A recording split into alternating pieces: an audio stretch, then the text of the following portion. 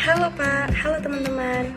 Perkenalkan, nama saya Kristiana Susana Divinia Urani, NIM 331200030. Saya dari kelas A semester 3, program studi akuntansi. Pada kesempatan kali ini, saya akan mempresentasikan teori perencanaan publik. Materi ini merupakan materi dari mata kuliah akuntansi sektor publik. Teori perencanaan publik. Perencanaan atau planning adalah proses yang dimulai dari penetapan tujuan organisasi, yaitu menentukan strategi untuk pencapaian tujuan tersebut secara menyeluruh serta merumuskan sistem perencanaan yang menyeluruh untuk mengintegrasikan dan mengkoordinasikan seluruh pekerjaan organisasi hingga tercapainya tujuan organisasi. Berdasarkan dimensi pendekatan dan koordinasi, perencanaan pembangunan terdiri dari yang pertama, perencanaan makro, yang kedua, perencanaan sektoral, yang ketiga, perencanaan regional, dan yang keempat, perencanaan mikro. Fungsi perencanaan adalah kegiatan menetapkan tujuan organisasi dan diikuti dengan pembuatan berbagai rencana untuk mencapai tujuan yang telah ditentukan tersebut. Sistem perencanaan publik. Sistem perencanaan publik yang pertama, rencana strategi yang disusun untuk mencapai tujuan umum organisasi, yaitu pelaksanaan misi organisasi. Yang kedua, rencana operasional, yang merupakan rincian tentang bagaimana rencana strategi dilaksanakan. Sistem perencanaan mencakup 5 pendekatan dalam seluruh rangkaian perencanaan, yaitu politik, teknokratik, partisipatif, atas bawah, dan bawah atas.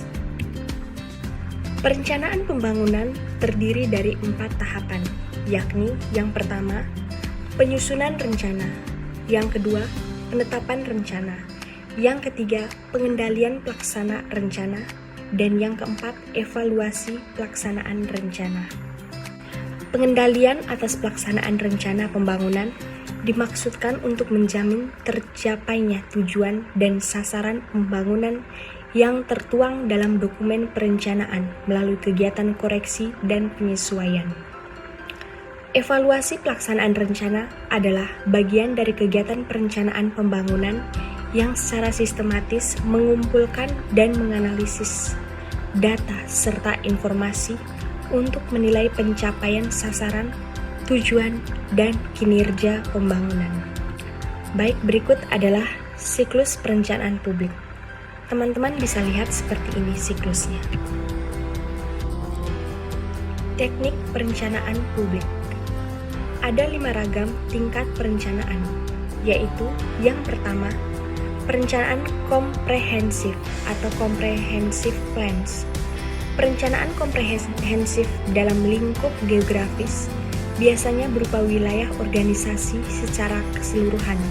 Skala waktunya biasanya jangka panjang dan unsurnya tertuju pada demografi, pembangunan ekonomi, transportasi, penggunaan lahan, fasilitas masyarakat, kegunaan publik, karakteristik atau keterbatasan lingkupan dan peluang rekreasi.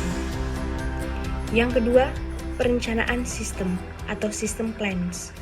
Perencanaan sistem mengukur kebijakan dan program untuk jaringan kerja khusus dari fasilitas masyarakat seperti sistem pembuangan limbah. Yang ketiga, perencanaan di tingkat daerah. Perencanaan daerah biasanya sesuai dengan subjek dalam perencanaan komprehensif. Dalam bentuk yang lebih detail dan lingkup geografis yang terbatas, perencanaan berfokus pada salah satu bagian dari daerah bersangkutan. Yang keempat, perencanaan subsistem atau subsystem plans. Perencanaan subsistem adalah perencanaan yang secara teknis lebih detail untuk subsistem dari fasilitas komunitas secara luas. Dan yang terakhir, perencanaan tempat atau site plans. Perencanaan tempat adalah perencanaan untuk menentukan tempat atau komponen khusus dari fasilitas komunitas secara luas, seperti perawatan tumbuhan atau perpustakaan. Baik teman-teman, saya akan menjelaskan sedikit tentang survei. Ada 3 jenis survei yang biasa digunakan. Yang pertama, survei melalui pos. Survei ini murah, tidak memerlukan pelatihan atau perekrutan.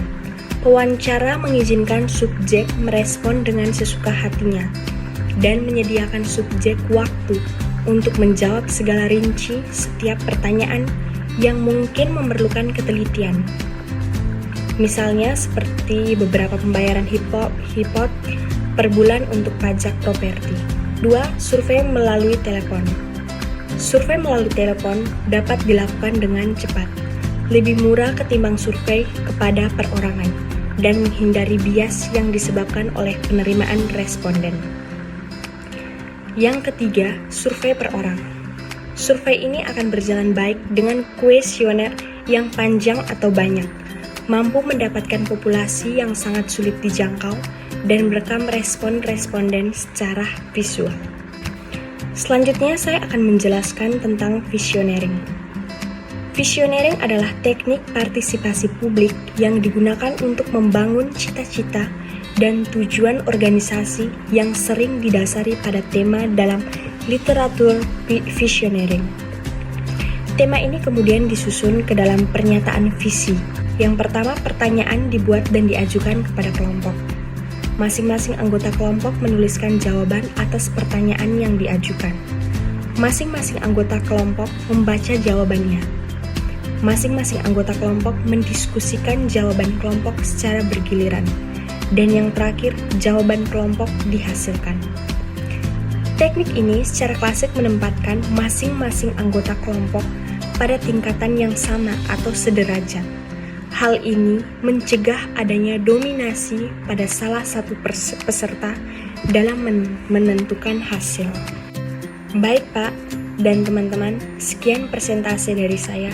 Terima kasih.